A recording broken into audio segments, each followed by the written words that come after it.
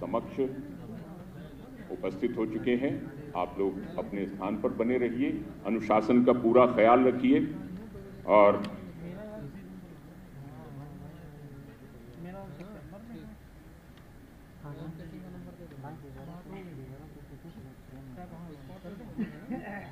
एक बात और ये कहनी थी कि अर्थव्यवस्था की बात हो रही थी। हमारे देश की केंद्र सरकार ने 5 ट्रिलियन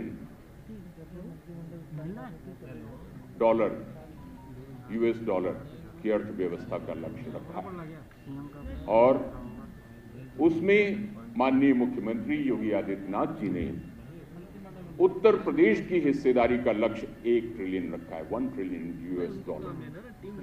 आप लोग बहुत कुछ कर सकते हैं।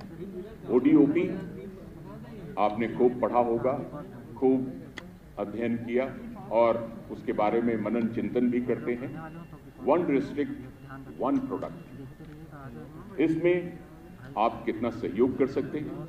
आपका अधिकार क्षेत्र इतना व्यापक है क्या बहुत सी नवोन्मेषी चीजें ला सकते हैं, बहुत सी चीजें ऐसी कर सकते हैं कि जहां पर शिक्षा नहीं है वहां पर शिक्षा हो, गरीबों को जीवन स्तर ऊंचा उठा सकते हैं, उनके लिए कुछ उद्योग की व्यवस्था कर सकते हैं। कोई कुटीर उद्योग जिस क्षेत्र का आपकी मदद से तरक्की पा सकता है, वहां देखिए, खोज कीजिए, रिसर्च कीजिए और अपनी टीम को लगाइए। सारा काम आप अकेले नहीं। थाना डौकी क्षेत्र अंतर्गत बीते दिन आर्थिक तंगी के चलते युवक ने पेड़ से लटककर अपनी जीवन लीला समाप्त कर ली थी। पुलिस ने मौके पर पहुंचकर शव को पोस्टमार्टम हाउस भिजवाया था। परिवार के मुखिया की मौत से परिवार में कोहराम मचा हुआ है। अर्थव्यवस्था में देश की उन्नति आए, उत्थान आए, लोग सोचें कि वास्तव में अगर उनकी बढ़ती भूमि पड़ी है तो उसमें क्या वो सब्जी उगा सकते हैं, क्या उसकी जंगली जानवरों से रक्षा कर सकते हैं, तार की बाढ़ या ऐसी कुछ चीजें जो उनको टिम्बर के तौर पर भी काम आए और खेत की सुरक्षा भी कर सके, भूमि को नुकसान भी न हो और किसान की अर्थव्यवस्था में फायदा हो। तो ऐसी चीजें होना जरूरी है। माननीय मुख्यमंत्री जी का आगमन कुछ ही पलों में हो रहा है।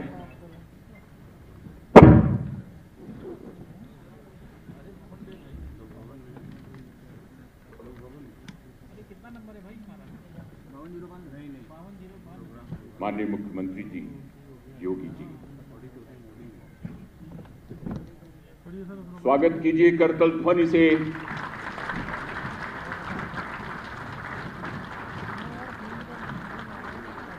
और आपके साथ वरिष्ठ cabinet minister Shri Suresh Khanna ji, deputy chief minister doctor Dinesh Sharma ji पहले ही पधार चुके हैं। सर बैठ जाइए आप। माननीय मंत्री जी पधार चुके हैं और अब दीप प्रज्वलन के लिए मैं सादर आमंत्रित करता हूं माननीय मुख्यमंत्री जी, माननीय उप मुख्यमंत्री जी, माननीय वरिष्ठ कैबिनेट मंत्री जी और वरिष्ठ अधिकारीगण, माननीय मुख्य सचिव महोदय। तमसो मां ज्योतिर्गमय, मृत्योर्मा अमृतम गमय, असतो मां सद्गमय। असत से सत्य की ओर चलें और अंधकार से प्रकाश की ओर चलें, मृत्यु से अमरता की ओर चलें। हमारे अभ्यंतर में भी एक अंधकार होता है और ये ज्योति इस बात का प्रतीक है कि हम उस अंधकार को भी दूर करें। और अब एक चीज और ये ध्यान रखने की है कि आज जो आपको यहां पर अपर मुख्य सचिव नियुक्ति एवं कार्मिक श्री देवेश चतुर्वेदी जी अभी अपनी बात कहेंगे, उस बात को और उसके बाद में जो भी अधिकारीगण, माननीय मंत्रीगण, माननीय उप मुख्यमंत्री, माननीय मुख्यमंत्री जी जो भी बात कहते हैं उसको बहुत सावधानी पूर्वक और बड़े ही शांत मन से, एकाग्र मन से सुनिएगा। अब मैं आमंत्रित कर रहा हूं अपर मुख्य सचिव श्री देवेश चतुर्वेदी जी को, नियुक्त एवं कार्मिक।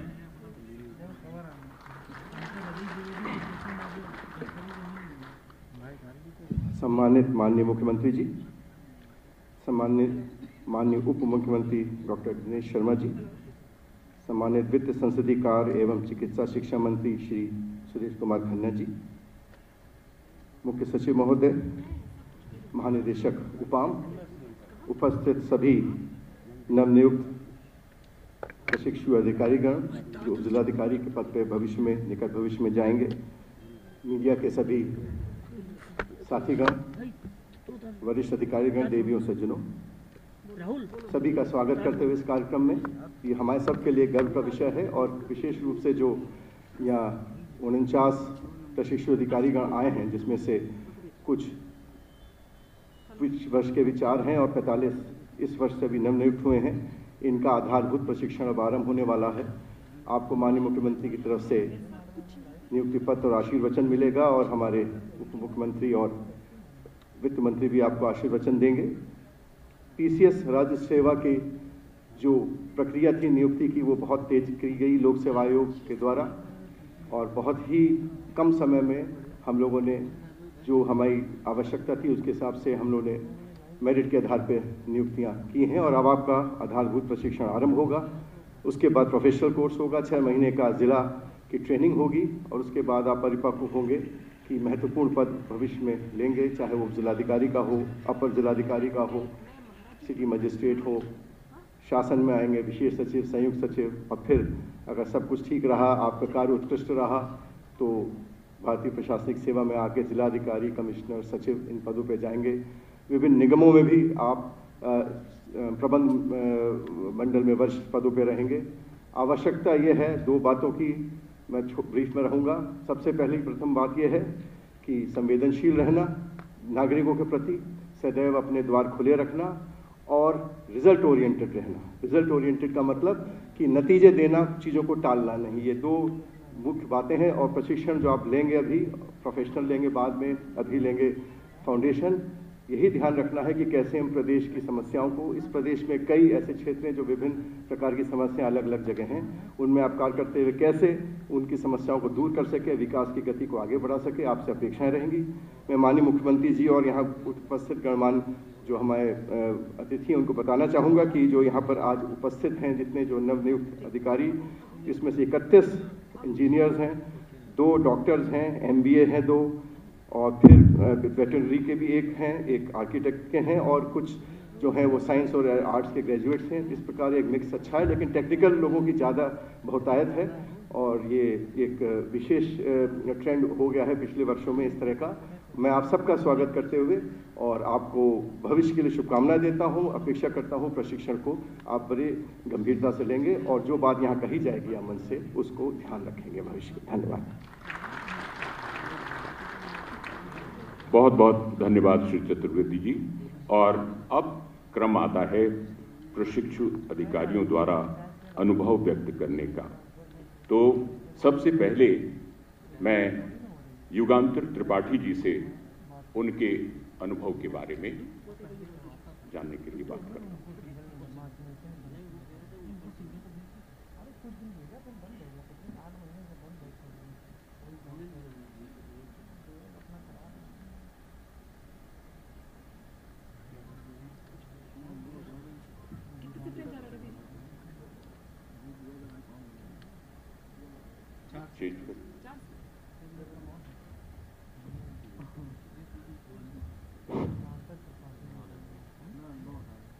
माननीय मुख्यमंत्री महोदय एवं मंच पे उपस्थित अन्य सभी सम्माननीय अतिथिगण, सबको मेरा सादर नमन। मेरा नाम युगांतर त्रिपाठी है। उत्तर प्रदेश लोक सेवा के द्वारा आयोजित BCS एग्ज़ाम में मुझे द्वितीय स्थान प्राप्त हुआ है और आज इस एग्ज़ाम के बाद जो है आपके हाथों मुझे ये पत्र लेने के लिए बुलाया गया है। मैं पूर्व में राजस्थान स्टेट इलेक्ट्रिसिटी बोर्ड में इंजीनियर था और वहाँ से इस्तीफा देने के बाद मैंने सिविल की तैयारी की और आज मैं यहाँ पर इस पद पे नियुक्त हुआ हूँ। नियुक्ति के दौरान मेरी पोस्टिंग हमेशा ग्रामीण क्षेत्र की रही, तो मैंने ग्रामीण क्षेत्र की और काफ़ी जो है समस्याएं ज़मीनी स्तर पे देखी, जिससे मुझे लगा कि प्रशासनिक क्षेत्र ही इनकी सेवा का एक मुख्य रास्ता हो सकता है, जिसकी वजह से आज मैं यहाँ पर हूँ। और जो मैंने एग्ज़ाम दिया उसके सभी चरणों पर शासन की तरफ से, प्रशासन की तरफ से मुझको एक निष्पक्ष और पारदर्शी व्यवस्था देखने को मिला, जिसके लिए मैं अपने पूरे बैच की तरफ से आपको धन्यवाद देना चाहता हूँ।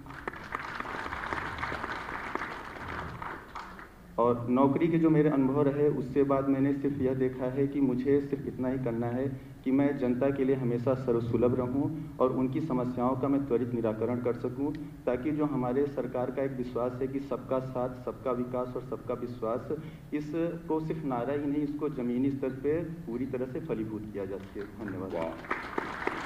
पूनम गौतम।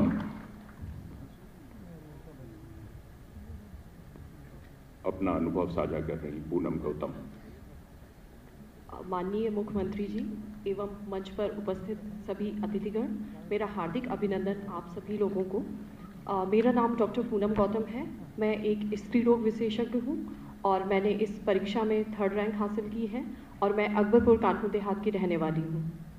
आज हम सभी के लिए बहुत ही हर्ष और गौरव का विषय है कि हम इस प्रदेश की प्रशासनिक सेवा का अभिन्न अंग बनने जा रहे हैं और मुझे इस वर्ष की खुशी भी है कि माननीय मुख्यमंत्री जी के नेतृत्व में इस कार्यक्रम का शुभारंभ हो रहा है। माननीय मुख्यमंत्री जी, आज भारत नहीं बल्कि पूरा विश्व कोविड से लड़ रहा है और आपकी जो नीतियां रहीं, स्पेशली जो यूपी का मॉडल रहा कोविड से लड़ने का, उसके लिए मैं बहुत ही तहे दिल से आपका अभिनंदन करती हूँ। हमने इसमें जाना कि कैसे उत्तर प्रदेश ने आपदा को अवसर में बदला है। जहां एक ओर हमने कीमती जानें बचाई, वहीं दूसरी ओर हमने जीविका के संसाधन को भी अवतरित कराया। तो ये दर्शाता है कि उत्तर प्रदेश एक उत्तम प्रदेश है। माननीय मुख्यमंत्री जी, मैं एक डॉक्टर होने के नाते एक बेटी, एक पत्नी और एक माँ भी हूँ। कई सारे दायित्व मैं निभाती हूँ। इसके साथ मुझे प्रदेश की प्रशासनिक सेवा में सेवा करने के लिए भी मैं काफ़ी तत्पर हूँ। इन सभी से ये निष्कर्ष निकलता है कि उत्तर प्रदेश की महिलाएं जागरूक ही नहीं, बहुत महत्वाकांक्षी हैं। ये महिला सशक्तिकरण मुख्यमंत्री जी आपके नेतृत्व में फलीभूत हुआ है। जहां एक और चयन प्रक्रिया जाति, धर्म, संप्रदाय पर न होकर बल्कि मेरिट पर आधारित है, मैं इस पारदर्शी, निष्पक्ष और समयबद्ध चयन प्रक्रिया के लिए तहे दिल से कोटि हृदय से धन्यवाद करती हूँ। माननीय मुख्यमंत्री जी, मैं देखती हूँ लगातार उत्तर प्रदेश की छवि लगातार संवर रही है, सुधर रही है। उत्तर प्रदेश विकास की ओर अग्रसर है और उत्तर प्रदेश को हम सब अवसर का प्रदेश जान रहे हैं, जहाँ पर असीम संभावनाएं हैं। इसी क्रम में मैं अपने कार्य को, अपनी सेवा को ईमानदारी, कर्तव्य निष्ठा से निर्वहन करने का वचन देती हूँ। साथ में मैं अपने पूर्व चिकित्सकीय अनुभवों को प्रादेशिक शासनिक सेवा में अनुपालन करने का कोशिश करती हूँ और मेरी प्राथमिकता रहेगी कि जो भी प्रिवेंटिव हेल्थ है और रिप्रोडक्टिव हेल्थ है, मैं उनको और बेहतर बना सकूं, ताकि मुख्यमंत्री जी आपका जो सपना है, जो संकल्प है, मैं उसको सिद्ध कर सकूं और जन सेवा को जन जन तक पहुंचा सकूं। धन्यवाद। बहुत सराहनीय संकल्प। और अभिषेक कुमार सिंह।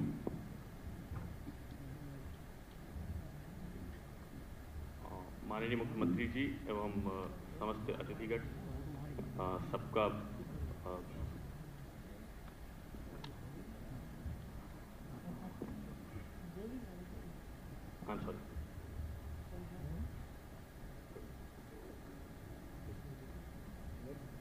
अखिलेश कुमार यादव। माननीय मुख्यमंत्री जी एवं मंच पर उपस्थित अन्य अतिथिगण को मेरा सादर नमस्कार।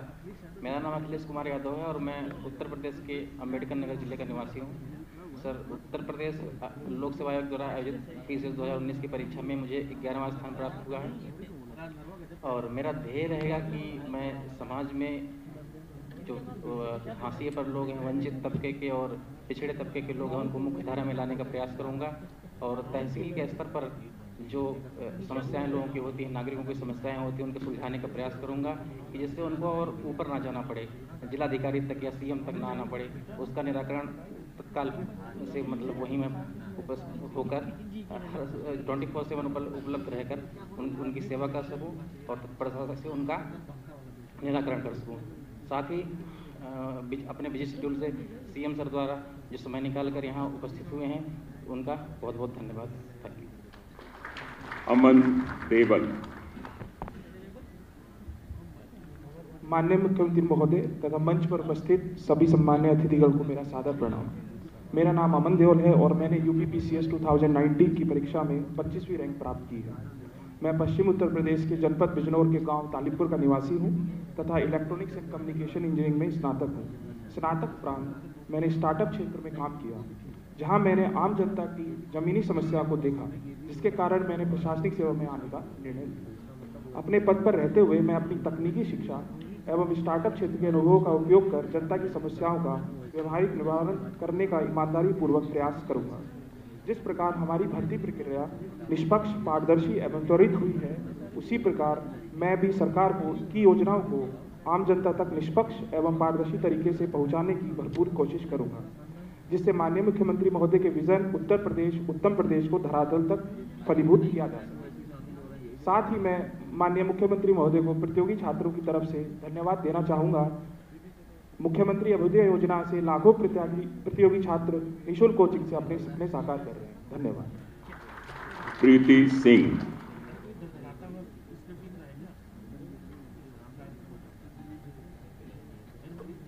माननीय मुख्यमंत्री जी, मंच पर उपस्थित सभी सम्मानित अतिथिगण, सबको मेरा सादर नमस्कार। मेरा नाम प्रीति सिंह है। मैं गृह जनपद गोरखपुर की हूँ। मैं विगत 5 वर्षों से प्राथमिक विद्यालय में सहायक अध्यापिका रही हूँ। विदित हो कि मैं ग्रामीण पृष्ठभूमि से हूँ।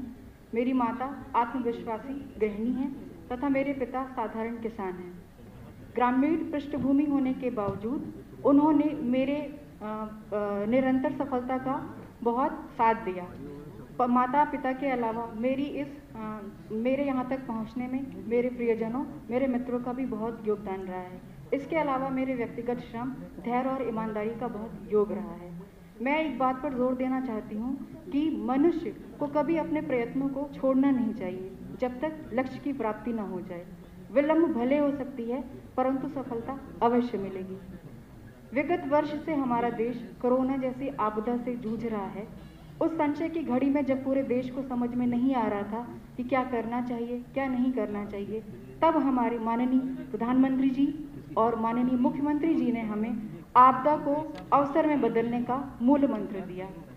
उनका ये दिया हुआ मूल मंत्र मैंने अपना प्रेरणा वाक्य बनाया और उस अवसर का पूरा लाभ उठाया, और उसका ही परिणाम है कि परीक्षा फल में मुझे यथोचित स्थान प्राप्त हुआ, जो कि एक निष्पक्ष और पारदर्शी प्रक्रिया के दौरान हुआ।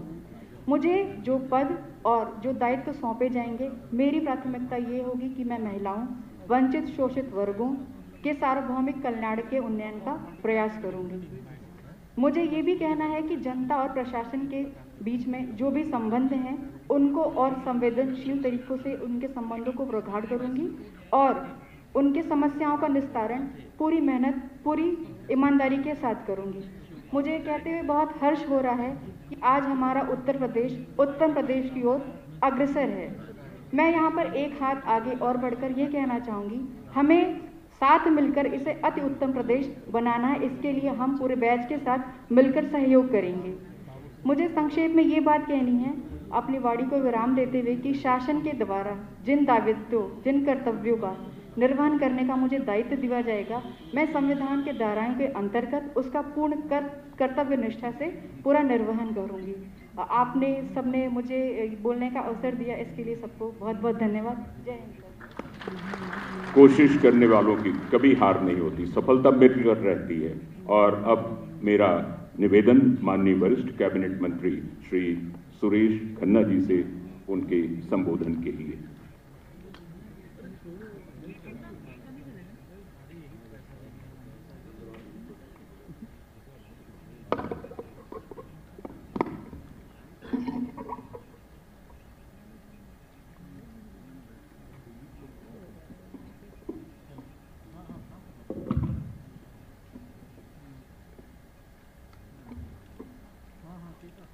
आज के इस विशेष कार्यक्रम के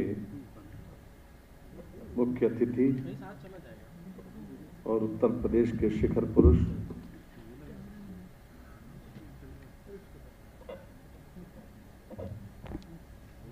आदरणीय योगी आदित्यनाथ जी,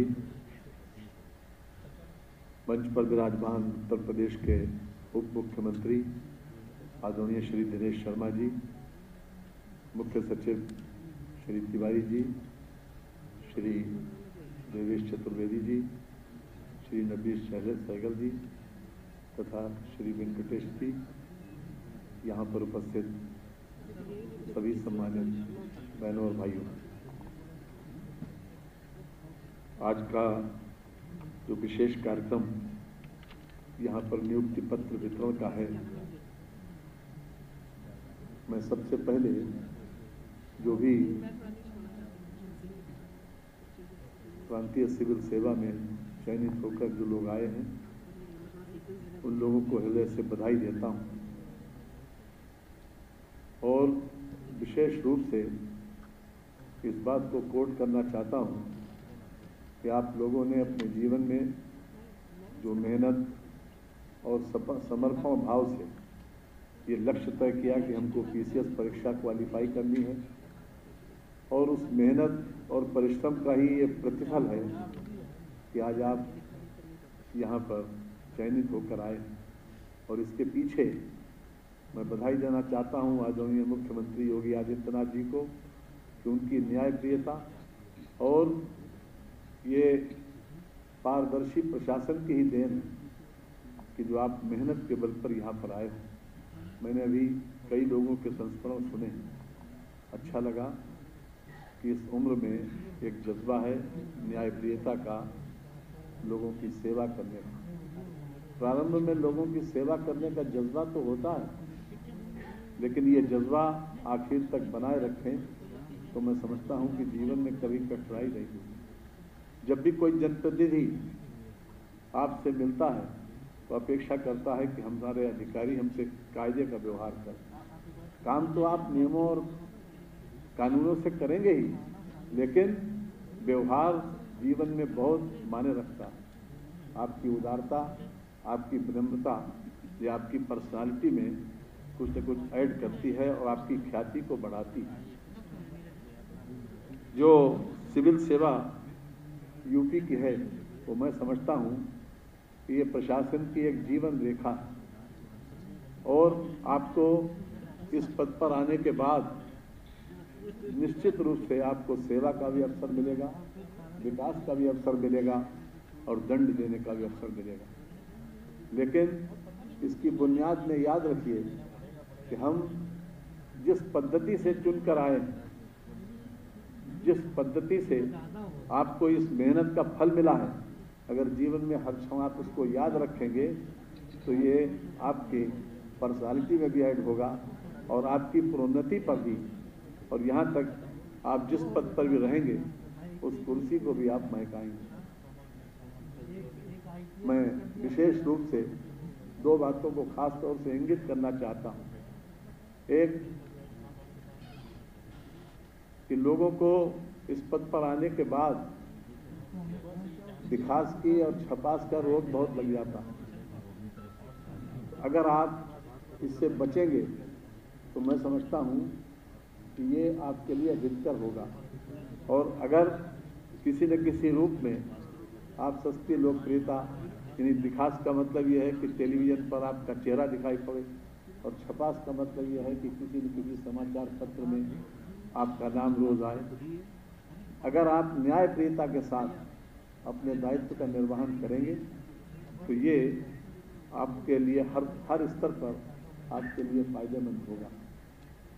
माननीय योगी जी ने जब से सरकार में आए तब से हर स्तर पर न्याय हो और न्याय दिखाई पड़े, और हर स्तर पर चाहे प्रोन्नति का मौका हो, चाहे अपॉइंटमेंट की बात हो, चाहे पदों के वेतनों की बात हो, इस बात को उन्होंने पूरा सम्मान दिया कि पीसीएस सेवा के अधिकारियों को उचित सम्मान मिले हर स्तर पर, और महत्वपूर्ण पदों की जिम्मेदारी भी, और उसका ये परिणाम भी आज देखने को मिल रहा है कि उत्तर प्रदेश से में आज से 4-5 साल पहले लोग न तो इन्वेस्टमेंट करने के लिए आना चाहते थे और न उत्तर प्रदेश की ख्याति देश और दुनिया के नज़रों में बहुत बहुत अच्छी थी। आज जब से माननीय योगी जी आए हैं तब से उन्होंने एक माहौल बदलने की, एक पूरा वातावरण बदलने की जो चेष्टा की है, उसमें आप लोगों के सहयोग से उसमें काफ़ी कुछ सफल हुए हैं और आगे ये यात्रा लगातार चलती रहेगी।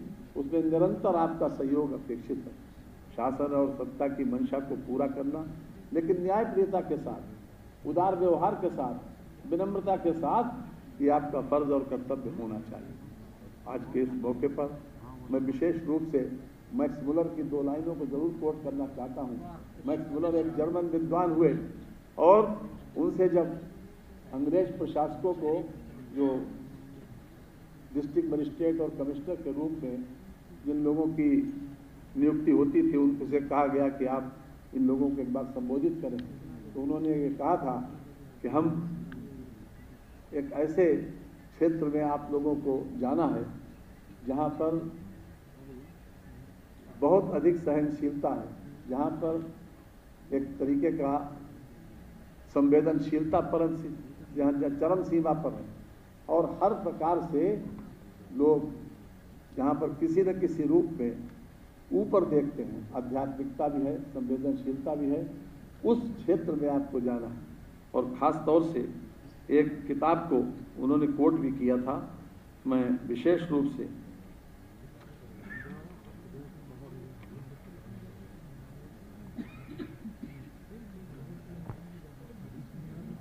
What India can teach us, जिसमें दार्शनिकता, निश्चलता, कर्तव्य परायणता, इसके ऊपर विशेष रूप से उन्होंने बल दिया। ये बात मैं इसलिए कोट कर रहा हूँ कि भारत की ये विशेषता आज से नहीं, ब्रिटिश पीरियड से और ख़ासतौर से दुनिया के उन तमाम विद्वानों के मन में ये कौंधती थी कि हम दार्शनिक भी हैं, हम कर्तव्य परायण भी हैं, हम संवेदनशील भी हैं। एक जर्मन विद्वान ने, जो जर्मन बहुत बड़ा मैक्स मुलर एक बहुत बड़ा राइटर हुआ, जिसने वेदों के ऊपर भी बहुत कुछ लिखा है, उसका हर तरीके से उन्होंने कई विषयों के ऊपर बहुत अच्छा भाष्य किया।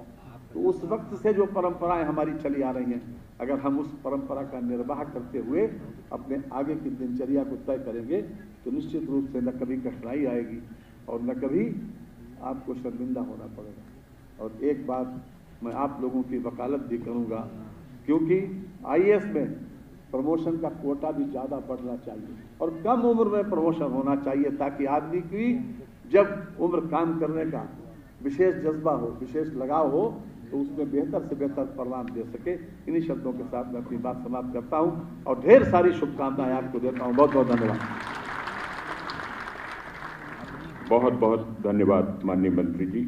और अब मेरा निवेदन माननीय उप मुख्यमंत्री डॉक्टर दिनेश शर्मा जी से उद्बोधन के लिए।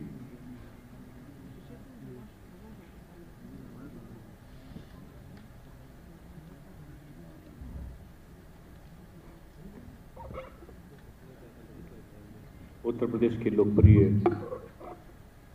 मुख्यमंत्री माननीय श्री योगी आदित्यनाथ जी, उत्तर प्रदेश के वरिष्ठ कर्मठ मंत्री, वित्त मंत्री आदरणीय श्री सुरेश खन्ना जी, उत्तर प्रदेश के मुख्य सचिव श्री राजेंद्र तिवारी जी,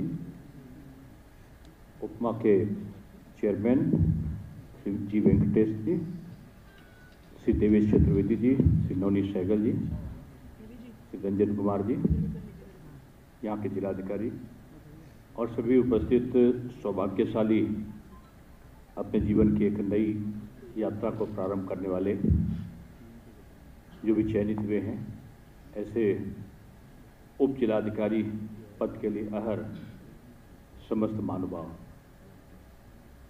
आप सब जानते हैं कि परीक्षा में बैठना और बैठने के बाद में उसमें सफलता प्राप्त करना किसी चुनौती से कम नहीं होता और हम लोग सतत प्रयत्न के द्वारा जब शिक्षा का प्रारंभ करते हैं और जैसे जैसे हम लोग हाई स्कूल और इंटरमीडिएट की परीक्षा को पास करने लगते हैं, हम चुनौतियों का सामना करना सीख जाते हैं। लेकिन एक उत्साह होता है, उमंग होता है, जीवन में भविष्य में कुछ कर गुजरने की तमन्ना होती है और वो नौजवान का जो समय होता है, युवा काल होता है, उसमें सारी परिस्थितियों के बीच में हम कैसे अपने भविष्य का निर्धारण करें, ये भी एक कठिनाई हमारे सामने आती है। पिताजी कुछ चाहते हैं, माताजी कुछ चाहती हैं, रिश्तेदार कुछ चाहते हैं, मैं कुछ और चाहता हूँ। मैं भी पढ़ता था, पिताजी बिजनेस करते थे। जब हम 8th से 9th में आया तो बोले कि इसको बिजनेस करना है, कॉमर्स दिला दो। माँ चाहती थी डॉक्टर बन जाए, साइंस दिला दो। मैं क्या चाहता हूँ, उस समय सोचने समझने का आज तो ज़माना बदल गया है। आज तो सोशल मीडिया का और इस प्रकार का जो प्रचलन है, तो विद्यार्थी अपने आप से निर्णय लेना जान गया है। लेकिन उस समय परिस्थितियाँ होती थी कि माता और पिता का सम्मान रखना, अपनी इच्छा को भी पूरा करना और उसके बीच में निर्णय करना। मैंने चुना कि मैं कॉमर्स लूँगा, पढ़ूंगा, पिताजी की इच्छा पूरी होगी। माँ चाहती है डॉक्टर बने तो PhD करके डॉक्टर बन जाऊँगा। यानी लक्ष्य का निर्धारण की प्रक्रिया शुरू हुई और शुरू होने के बाद तय हुआ कि मुझे प्रोफेसर बनना है, टीचर बनना है। और टीचर कैसे बना जाए, इसके लिए प्रयत्न शुरू हुए। अब इसके लिए जो प्रयत्न शुरू हुए, मैं आपको इसलिए बता रहा हूँ, आप सबके साथ इसी प्रकार की घटनाएं घटती होंगी। लेकिन आज मुझे सुनकर अजीब सा लगा कई चीज़ों में, क्योंकि ये बदलते समय की परिभाषाएं भी अलग तरीके से, कार्य पद्धति भी और लोगों की सोच में भी परिवर्तन आया है, उनकी प्रायोरिटीज में भी परिवर्तन आया है। पहले था कि लक्ष्य का निर्धारण हमने कर लिया कि मुझे टीचर बनना है। 17 कॉम्पिटिशन में बैठा कि मैं कुछ कर सकता हूँ कि नहीं कर सकता हूँ। 17 में 16 में मैं सेलेक्ट हुआ और एक में जिसमें बैंक PO में तो सेलेक्ट हो गया था, लेकिन बैंक का जो क्लर्कियल था उसमें मैं सेलेक्ट नहीं हो पाया। यानी क्लर्कियल का कंपटीशन भी अगर हम आसान मान लें किसी छोटे चीज़ को, तो वो चुनौती ना मान के अगर हम सहज भाव से करें तो हम उसमें सफलता नहीं प्राप्त करते सकते। ये हमने उससे सीखा। लेकिन एक लक्ष्य था कि मुझे उसको प्राप्त करना है। 1100 रुपये में पार्ट टाइम लेक्चरर बना विश्वविद्यालय में, जबकि परिवार में अच्छा बिजनेस था, लेकिन लक्ष्य था कि टीचर बनना है। और टीचर बनने के ही लक्ष्य के हिसाब से मैं कार्य नियोजित करने लगा। लेकिन आज मैंने जो इस किस्से को मैंने इसलिए बताया आपको कि आज जब मैंने देखा कि आपने लक्ष्य निर्धारित किया होगा, किसी ने मैं इंजीनियर बनूंगा, किसी ने कहा होगा डॉक्टर बनूंगा, किसी ने सोचा होगा कि मैं कुछ और बनूंगा। लेकिन मैंने देखा कि एक डॉक्टर बनने के बाद वो सिविल सेवा में आना पसंद कर रहे हैं। एक इंजीनियर ने अपना साइड बदल कर दूसरी तरफ आना पसंद किया। यानी हमने जिस चीज़ के लिए प्रोफेसर को चुनने का काम किया था, समय की परिस्थितियों के अनुसार या अपनी जो प्रायोरिटीज थी उसको बदलने में मुझे समय नहीं लगा और हमने दूसरे चीज़ को चयन किया। ये चीज़ को हमारे भारत सरकार ने परखा है। आज जो राष्ट्रीय युवा नीति बनी है, शिक्षा नीति बनी है, राष्ट्रीय शिक्षा नीति में भी यही सब चीज़ें दी गई। बिल्कुल आपने जो किया है वही दिया है। मैं देख रहा था कि अभिषेक तो बोलने में भावविवल हो गए थे, लेकिन आप PCS अफसर बन रहे हो, ये सेल्फ कॉन्फिडेंस ही आपका आगे आपको सफलता के बिंदु पर ले जाएगा। भावुकता, प्रेम, स्नेह आपके व्यक्तित्व को निखारता है, लेकिन जो आत्म गौरव और आत्मनिश्चय है ये आपको सफल बनाता है। मैं देख रहा था कि गृहस्थ जीवन में रहते हुए भी हम जो डॉक्टर हैं उन्होंने, पूनम गौतम जी समता थी, अपने किस प्रकार से भविष्य का निश्चय करेंगे आप बता रहे थे। मैं माननीय मुख्यमंत्री जी को बधाई दूंगा कि मैं लिस्ट देख रहा था, लिस्ट में चयन में कितनी निष्पक्षता का भाव है। अखिलेश यादव जी भी चुने गए, अभी अपना उन्होंने वक्तव्य रखा यहाँ पर, और यहाँ पर जो प्रीति सिंह हैं और तमाम लोगों ने अपने संस्मरण बताए। आपके संस्मरणों से एक चीज स्पष्ट है कि कुछ कर गुजरने की तमन्ना है आपको 2-3 चीजें हमेशा याद रखनी है। नॉट टू बी डिस्करेज, हतोत्साहित मत होइए। क्विक डिसीजन एंड एक्शन, आप तुरंत निर्णय लीजिए और तुरंत कार्रवाई को प्रारंभ करिए। कॉन्फिडेंस आप में होना चाहिए। हालांकि लोग बोलते हैं कि इस कहावत के पीछे सत्य नहीं है कि सुनो सबकी और करो अपने मन की। इसका मतलब यह नहीं कि मनमौजी हो जाए, लेकिन हमें इतना आत्म विश्वास है कि हम जो निर्णय लेंगे वो गलत नहीं होगा। इस प्रकार का जो निश्चय करने वाला व्यक्ति होता है और जो वर्तमान से संतुष्ट नहीं होता एकदम से, मैं उल्टा बोल रहा हूं, जो भविष्य के प्रति चिंतनशील होता है, यानी वर्तमान में मैं श्रेष्ठता को प्राप्त करूं, ये मेरा लक्ष्य है। लेकिन भविष्य में उस श्रेष्ठता के भाव को मैं पार कर जाऊं, ये मेरा अनुमान है। और ये अनुमान मेरा सत्यता के करीब पहुंच कैसे सकता है? मेरे कठिन परिश्रम के द्वारा और मेरा अपने विभिन्न प्रसंगों से लिए गए अनुभव के आधार पर। और मुझको लगता है कि आज मैं तो कहूँगा कि आज हम लोग यहाँ पर बोल रहे हैं, ये ऐतिहासिक क्षण है। 10 साल बाद, 15 साल बाद, 20 साल बाद अब आप बहुत सीनियर ऑफिसर्स बनेंगे तो आप आज का दिन याद करेंगे। और मैं कहूँगा कि माननीय मुख्यमंत्री जी ने जिस तरीके से संचालन किया है नौकरियों के बारे में, मैं एक अंग हूँ सरकार का, लेकिन सरकार का अंग होने के बावजूद मैंने इतनी निष्पक्षता इतने करीब से कभी नहीं देखी थी। ये एक शोध का विषय बनेगा कि आखिर एक मुख्यमंत्री के कार्यकाल में 5-5 लाख के करीब, 4.5 लाख का क्रॉस कर चुके हैं सरकारी नौकरी का, 5 लाख के करीब हम लोग पहुंचने वाले हैं। 1.5 लाख तो केवल शिक्षक भर्ती हो गए, 1,37,000 तो केवल पुलिसकर्मी भर्ती हो गए, कितने अलग अलग ऑफिसर्स में भर्तियां हुई। लेकिन पक्ष तो छोड़ दीजिए, विपक्ष की तरफ से भी एक आवाज नहीं आ पाई कि किसी भी भर्ती में किसी प्रकार की जो पक्षपात है, किसी प्रकार का जो अनियमितता है, उसको कहीं बरता गया। मैं इसीलिए कह रहा था कि ये शोध का विषय भविष्य में बनेगा। और शोध का विषय इसलिए भी बनेगा कि भविष्य की नींव डाली है। मेरा और तेरा न करके जैसे राजनीतिक आकांक्षाओं को पूर्ति करने वाले लोग जो सत्ता को प्राप्त करने की चाहत रखते हैं राजनीति में आने के बाद, उनका एकमात्र लक्ष्य होता है कि अपने लोगों को अच्छी जगह पर बैठाना।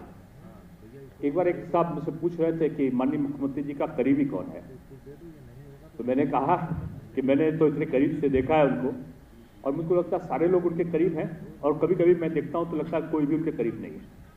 वो निष्पक्षता का भाव देखने के बाद अपना जो निर्णय लेते हैं वो सार्वजनिक हित में उनका निर्णय हो और सबके लिए ये पारदर्शी तरीके से पहुंचे, यही शासन व्यवस्था होती है। और मैं तो कभी कभी इस चीज़ को भी आप सबके बीच में शेयर करता हूं कि आपको चुनौती मिलेगी।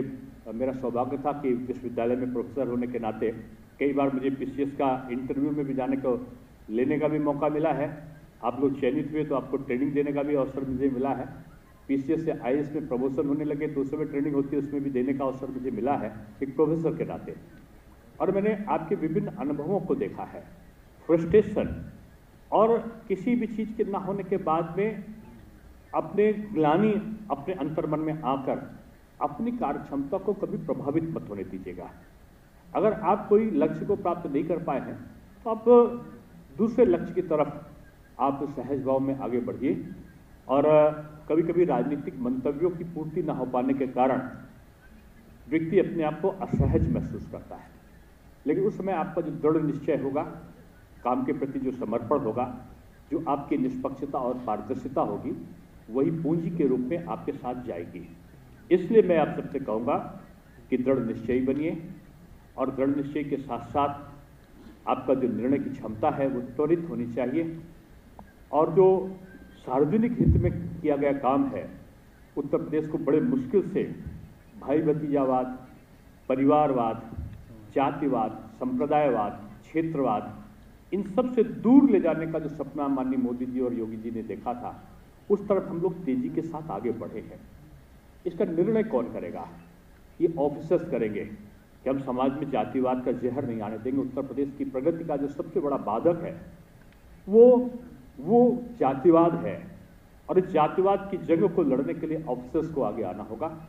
आपका जो निष्पक्षता का भाव आपकी कार्यशैली में दिखेगा, वही अच्छे समाज की संरचना में सहायक बनेगा। मैं शुभेच्छा दूंगा। हालांकि इसमें तमाम तो नौजवान ऐसे चयनित होंगे। पहले मैं देखता था एक प्रचलन होता था कि कंपटीशन में आ जाते थे, नए नए लोग आते थे, तो आज मैं टेलीफोन नंबर देख रहा था, पीसीएस अफसर्स के टेलीफोन नंबर भी लिखे हैं। तो जो देखने वाले होते थे, लड़का है तो लड़के को चयनित करने वाले, लड़की है तो लड़की का विवाह आयु को चयनने वाले, तो लोग लिस्ट से पीसीएस की लिस्ट निकलती थी, उससे चयन करते थे। यानी आपकी महत्ता उसी दिन बढ़ जाती थी जिस दिन आपका चयन हो जाता था। इसका मतलब सीधा से है कि आपका प्रभाव जो बढ़ा है, उस प्रभाव को और बढ़ाने की तरफ आपको आगे आना है। मेरी शुभकामनाएं हैं। आज के 51 लोगों का शुभ अंक है, 51 बड़ा शुभांकर है। ये शुभांकर आपके जीवन में, आपके कार्य संचालन में सहभागी बन सके, यही मेरी शुभकामनाएं हैं।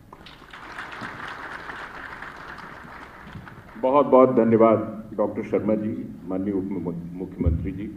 और कोई भी करीब नहीं और सभी करीब हैं, ऐसे व्यक्ति को संत और सन्यासी ही कहा जाएगा, क्योंकि ईश्वर का जो सबसे घनिष्ठ भक्त होता है वही धर्म तत्व का ध्यान रखता है, वही निष्पक्षता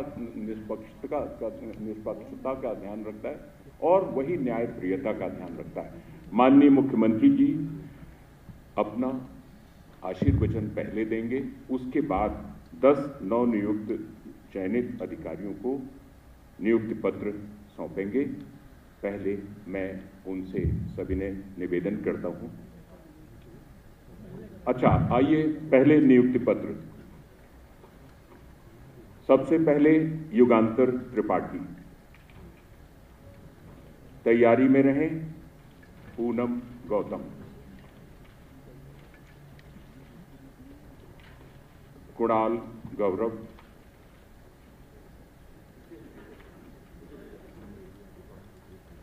युगांतर त्रिपाठी,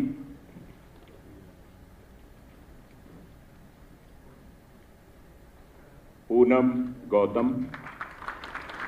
तालियों से स्वागत कीजिए, बहुत ही उत्साह के पल हैं। पूनम गौतम,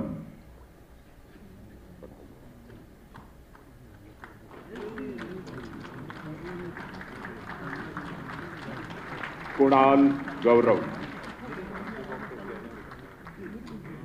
कुणाल गौरव, प्रियंका कुमारी,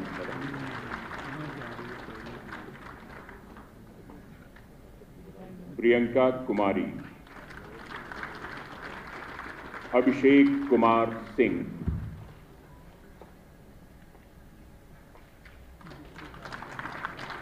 अखिलेश कुमार यादव,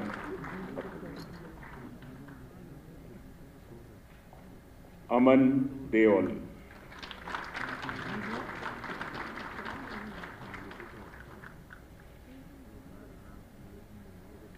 अमन देवल, प्रीति सिंह। एक प्राइमरी टीचर से पीसीएस ऑफिसर, करतल ध्वनि से स्वागत हो।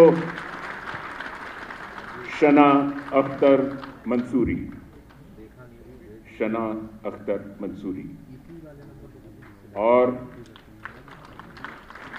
शिवम सिंह। शना अख्तर मंसूरी और शिवम सिंह।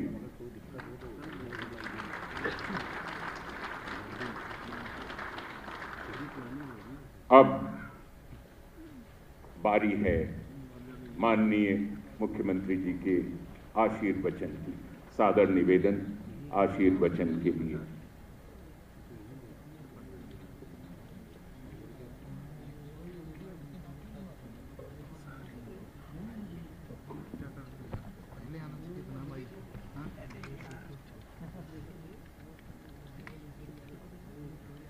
उत्तर प्रदेश लोक सेवा आयोग के द्वारा चयनित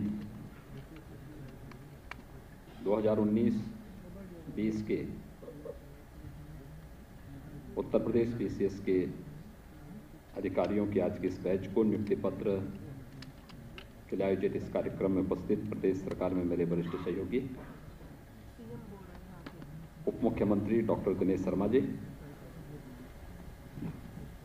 प्रदेश सरकार में वित्त, संसदीय कार्य और चिकित्सा शिक्षा विभाग के मंत्री श्री सुरेश कुमार खन्ना जी, प्रदेश के मुख्य सचिव श्री राजेंद्र कुमार तिवारी जी,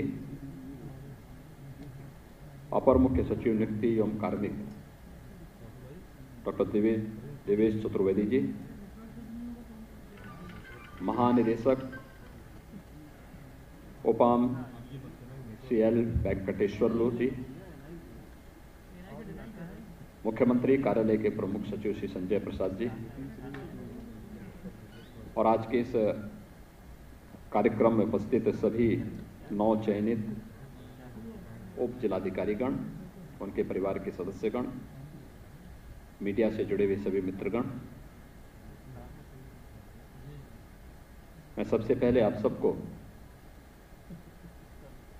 देश के सबसे बड़े राज्य में सबसे बड़ी प्रशासनिक व्यवस्था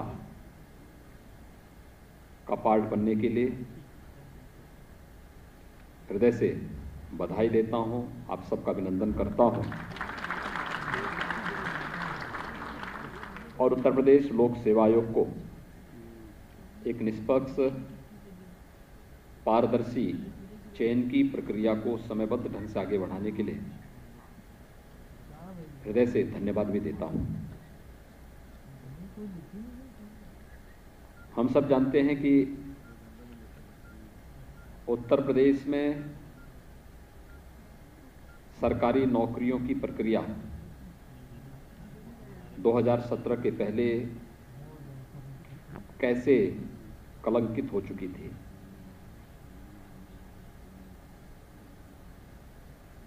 भाई भतीजावाद, जातिवाद, भ्रष्टाचार इस कदर पहुंच गया था कि माननीय न्यायालय को उन सभी प्रक्रियाओं की सीबीआई जांच करने के भी आदेश देने पड़े थे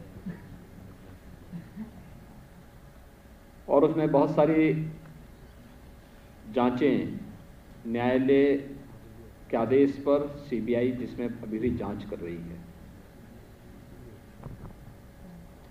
ये वास्तव में प्रदेश की युवाओं के जीवन के साथ, उनकी प्रतिभा के साथ न केवल खिलवाड़ था बल्कि उन्हें कुंठित करने के कुत्सित मंशा के तहत पिछली सरकारों के द्वारा की गई शरारत का भुक्तभोगी उत्तर प्रदेश का युवा होता था। पिछले 4-4.25 वर्ष के दौरान हम सब ने आदरणीय प्रधानमंत्री जी के प्रेरणा और उनके मार्गदर्शन में शासकीय नौकरियों को पूरी निष्पक्ष और पारदर्शी तरीके से संपादित करने के लिए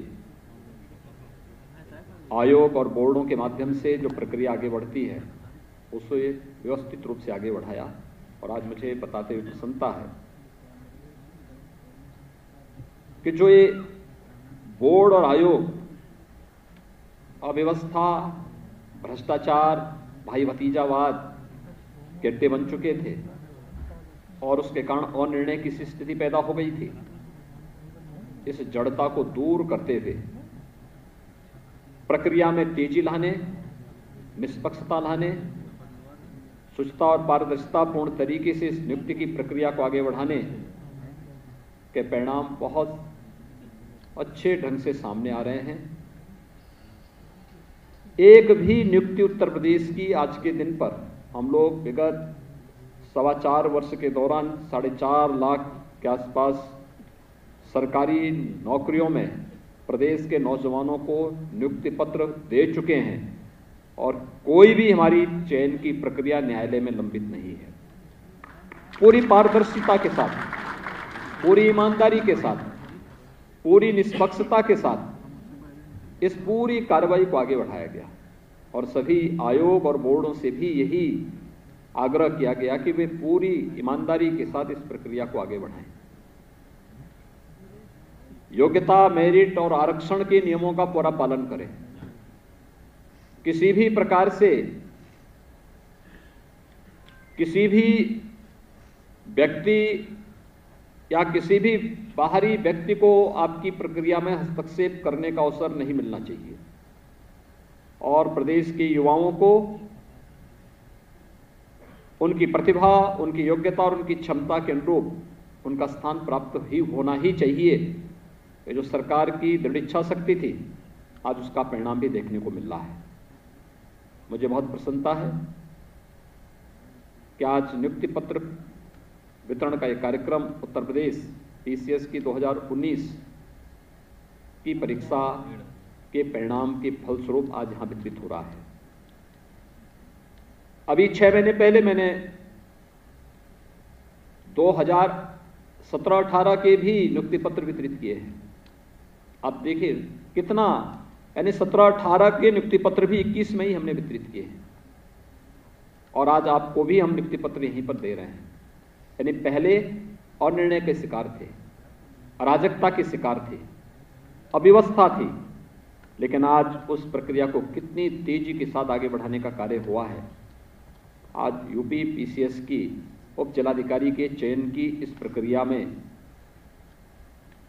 नियुक्ति पत्र वितरण का यह कार्यक्रम इस बात का प्रमाण है।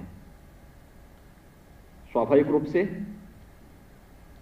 जब प्रदेश के अंदर योग्यता, क्षमता और मेरिट को ध्यान में रख करके इस प्रक्रिया को आगे बढ़ाया जा रहा है, तो सरकार की भी यही मंशा है आपसे, सरकार आपसे भी अपेक्षा रखता है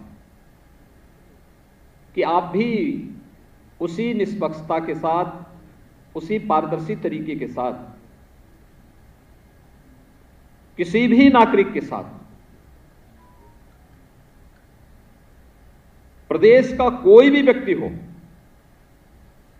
उसे भी इस प्रक्रिया का पार्ट बनने, उसे भी न्याय प्राप्त करने, आपकी प्रशासनिक सेवाओं का लाभ प्राप्त करने का पूरा अवसर प्राप्त होना ही चाहिए। यह दायित्व अब आपके ऊपर आएगा, और इसलिए उस गुरुत्वर दायित्व का निर्वहन करने पर आप सभी को पूरी तरीके से उस प्रक्रिया का पार्ट बनना चाहिए। याद रखना, भारतीय प्रशासनिक सेवा की रीढ़ के रूप में हम लोग प्रादेशिक सेवाओं को मानते हैं, क्योंकि उप जिलाधिकारी के रूप में आपके पास जो दायित्व आने हैं, अपनी ट्रेनिंग पूरी करने के साथ आपको विभिन्न तहसीलों में जाकर के वहां पर अपनी सेवाएं देनी होंगी। और याद रखना कि जनता से जुड़ी हुई जो समस्याएं हैं, एक कॉमन मैन की जो समस्या है, आधी से अधिक समस्या केवल राजस्व से संबंधित समस्याएं होती हैं। अपराध की प्रकृति में मैं बहुत बार देखता हूं कि गांव में या शहरी क्षेत्रों के मोहल्लों में जो विवाद होते हैं, उनके पीछे भी ये छोटे मोटे जो राजस्व से संबंधित विवाद होते हैं, जिसपे समयबद्ध निर्णय न होने के कारण हमारी जो प्रशासनिक व्यवस्था है वो अनिर्णय का शिकार जब हो जाती है, तो उसका खामियाजा एक आम नागरिक को भुगतना पड़ता है। और इसलिए हमारा दायित्व होना चाहिए कि हर एक व्यक्ति को न्याय मिले, न्याय से कोई वंचित न होने पाए, किसी भी प्रकार की अव्यवस्था और दुर्व्यवस्था,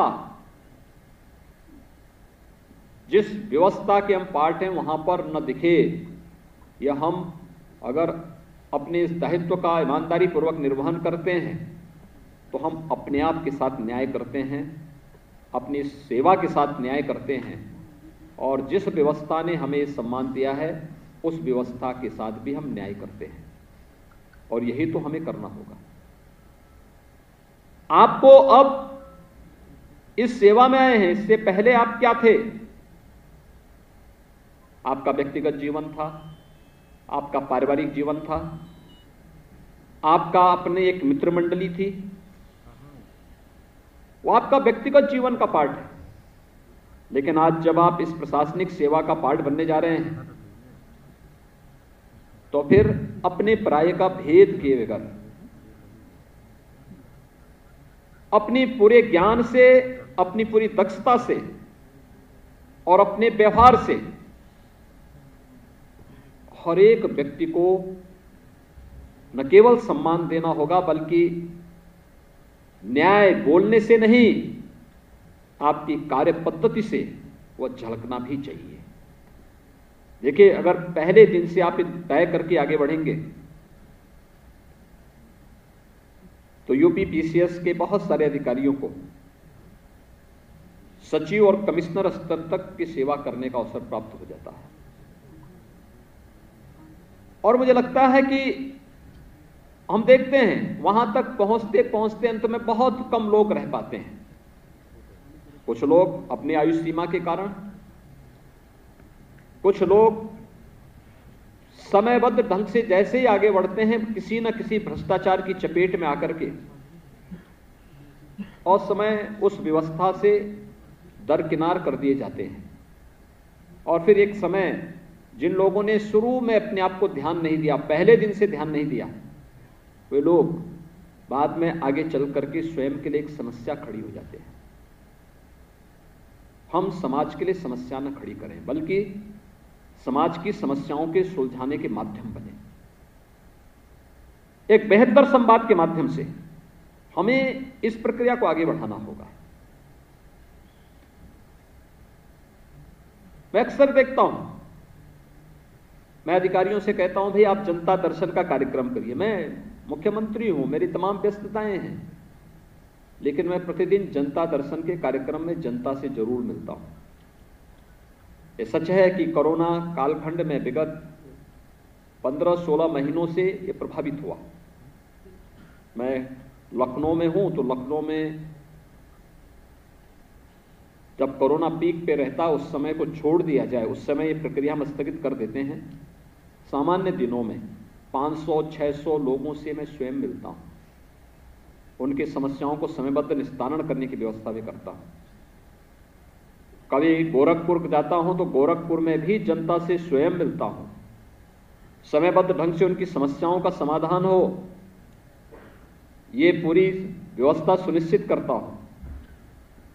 अगर यह कार्य हर एक व्यक्ति प्रारंभ कर दे, हर एक व्यवस्था से जुड़ा हुआ व्यक्ति, और मेरा मानना है लगभग 90% समस्याएं थाना और तहसीलों से जुड़ी हुई हैं। तहसील की प्रक्रिया को पूरी तरह पारदर्शी हम कर लें, तकनीक का उपयोग कर लें, क्योंकि इसमें जो ज्यादातर लोग आए हैं वे टेक्नोक्रेट ज्यादा है, और उनका दिमाग जाना चाहिए कि हम कैसे तकनीक से आच्छादित करके अपनी तहसील की प्रक्रिया को, या बाद में एक एडीएम के रूप में आपको काम करना पड़ेगा।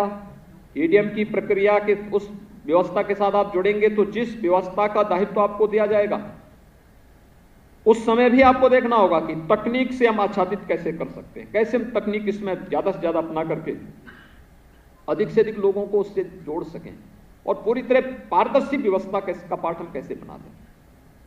याद रखना, जो व्यक्ति आज गलत काम कर रहा है, कुछ महीनों के बाद या कुछ वर्षों के बाद वो गलत काम का भंडाफोड़ सामने आने लगता है, और जब उस चीजें सामने आती हैं तो फिर एक नई जांच की प्रक्रिया शुरू हो जाती है उसके खिलाफ, और फिर प्रमोशन से डिमोशन, फिर उसके बाद बर्खास्तगी तक ये पूरी प्रक्रिया आगे बढ़ जाती है। हमारा प्रयास होना चाहिए कि पहले दिन से हम इस प्रक्रिया को प्रारंभ करें, तकनीक का अधिक से अधिक उपयोग करने का प्रयास करें। हर एक व्यक्ति को केवल बोलने से नहीं, बल्कि वह जब हमारे पास आए तो उसको लगना चाहिए कि हां, मुझे न्याय मिल गया है। अगर हर एक स्तर का अधिकारी समयबद्ध ढंग से जनता की सुनवाई करने लग जाए और समयबद्ध ढंग से उसे न्याय देना प्रारंभ कर दे, तो जनता बड़ी संख्या में यहां वहां जाकर के अपना समय और अपने पैसे को बर्बाद नहीं करेगी। वो अपना समय का उपयोग बेहतर तरीके से आगे किसी अन्य कार्य के साथ कर सकती है, लेकिन यह हम सब पर निर्भर करता है कि कैसे हम इस चीज को, इसके साथ अपने आप को जोड़ सकें, और ये चीजें हमें देखनी पड़ेंगी। दूसरा, आपको इसके बाद फील्ड की पोस्टिंग के अलावा सचिवालय में भी कार्य करने का अवसर प्राप्त होगा, नगर निकायों में कार्य करने का अवसर प्राप्त होगा, विकास की मुख्य धारा के साथ जुड़ करके मुख्य विकास अधिकारी के रूप में कार्य करने का अवसर प्राप्त होगा, जिलाधिकारी और मंडलायुक्त के रूप में भी कार्य करने का अवसर प्राप्त होगा।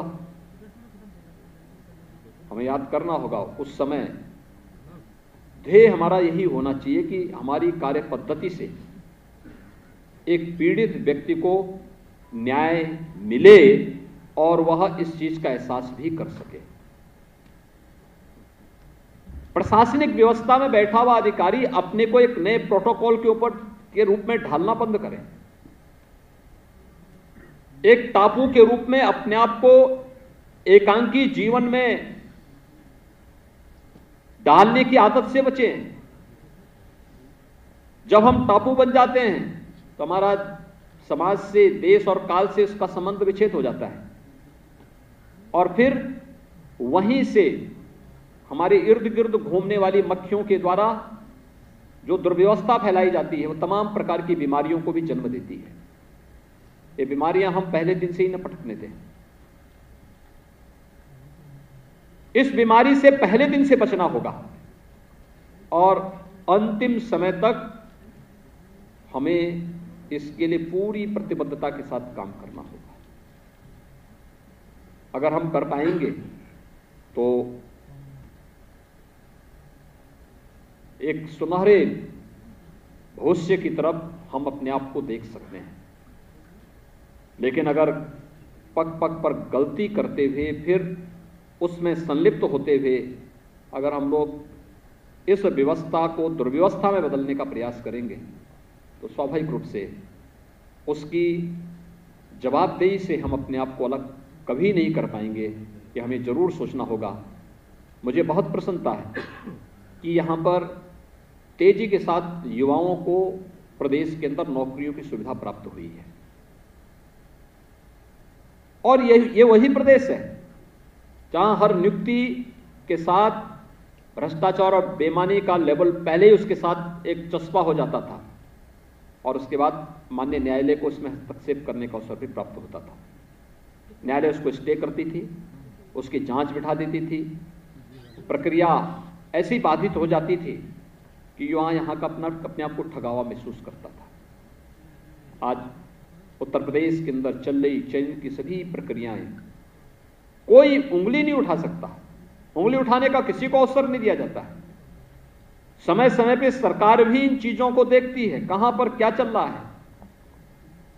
किसी के कार्य में हस्तक्षेप नहीं, लेकिन दूर रह करके, तटस्थ रह करके उन सब की समीक्षा समय समय पर करना और उन सबको निष्पक्षतापूर्ण तरीके से उस प्रक्रिया को आगे बढ़ा देना। ये सरकार उसी अभियान को लेकर के आगे बढ़ रही है। आज उसका परिणाम भी देखने को मिल रहा है। ये वही प्रदेश है जहां पर लोग निवेश के लिए नहीं आना चाहते थे। मुझे याद है जब 2018 में हम लोगों ने यहां पे अपना पहला इन्वेस्टर समिट किया था, उससे पहले 2017 में, मार्च 2017 में हमारी सरकार आई। सरकार आने के बाद कुछ ही महीने के अंदर मुझे लगा कि प्रदेश के अंदर हम लोग करोड़ों नौजवानों को नौकरी नहीं दे सकते। हमें निजी क्षेत्र में भी संभावनाओं को टटोलना पड़ेगा, हमें रोजगार की संभावनाओं को भी टटोलना पड़ेगा, स्वतः रोजगार की संभावनाओं को भी आगे बढ़ाना पड़ेगा। ये कैसे हो सकता है, इस पे चर्चा प्रारंभ हुई। देश के अंदर किसी भी निवेशक और उद्योगपति से मिलते थे, वो कहते थे कि हम यूपी के अंदर कसम खा करके आए हैं कि वहां निवेश नहीं करेंगे। वहां पर जो राजनीतिक भ्रष्टाचार है, वहां पर जो प्रशासनिक भ्रष्टाचार है और निर्णय का शिकार है, उसके कारण हम जाना ही नहीं चाहते। मैंने स्वयं उनसे संवाद बनाया। मैंने कहा पिछले 6 महीनों के अंदर आप लोगों ने उत्तर प्रदेश की व्यवस्था को देखा होगा। अपराध और अपराधियों के प्रति जीरो टॉलरेंस की हमारी नीति, सिंगल विंडो पोर्टल के माध्यम से समयबद्ध ढंग से हर एक समस्या के समाधान की प्रक्रिया को आगे बढ़ाने, हर एक टेबल के लिए एक सिटीजन चार्टर हम लोगों ने लागू करने की प्रक्रिया वहां आगे बढ़ाई है। आप आइए तो लोगों को एक विश्वास, जो उस समय तक प्रदेश की एक छवि सामने आकर के उभरती हुई दिखाई दे रही थी, लोगों को एक विश्वास हुआ। और देखते ही देखते जब प्रधानमंत्री जी के कर कमलों से हम लोगों ने प्रदेश के पहले इन्वेस्टर समिट का उद्घाटन किया, 4,68,000 करोड़ रुपए से अधिक का हमारे पास निवेश के प्रस्ताव तब तक प्राप्त हो चुके थे। यह निवेश समयबद्ध ढंग से यहां पे लागू हुआ। 1,61,00,000 से अधिक युवाओं को वहां पर समायोजन करने, नौकरी देने में हमें सफलता प्राप्त हुई। स्वतः रोजगार के माध्यम से भी स्वयं का स्टार्टअप स्थापित करने के लिए प्रदेश के तमाम नौजवानों ने इस प्रक्रिया के साथ जुड़ करके कार्य प्रारंभ किया। 60 लाख से अधिक लोग इसके साथ जुड़े। वन डिस्ट्रिक्ट वन प्रोडक्ट और विश्वकर्मा श्रम सम्मान के माध्यम से भी अनेक लोगों को रोजगार की संभावनाएं आगे बढ़ी। आज प्रदेश के अंदर कानून व्यवस्था की स्थिति हो या कोविड प्रबंधन की स्थिति, सरकार की प्रोएक्टिव पॉलिसी ने इस फील्ड में और त्वरित निर्णय लेने की जो प्रवृत्ति हम लोगों ने विकसित की है, इसके कारण उसके बेहतर परिणाम सामने आए हैं। हमें इस प्रक्रिया का पार्ट बनना होगा, उसके साथ चलने की आदत डालनी होगी और उस व्यवस्था के साथ अगर हम आगे बढ़ेंगे तो हमारा सुनहरा भविष्य आपका स्वागत के लिए उतावला दिखाई दे रहा है। आज के इस अवसर पर इस चयन की प्रक्रिया को निष्पक्ष और पारदर्शी तरीके से संपन्न करने के लिए उत्तर प्रदेश लोक सेवा आयोग को हृदय से धन्यवाद देता हूं। आप सबको हृदय से बधाई और शुभकामनाएं देता हूं। धन्यवाद। जय हिंद। बहुत बहुत साधुवाद माननीय मुख्यमंत्री महोदय।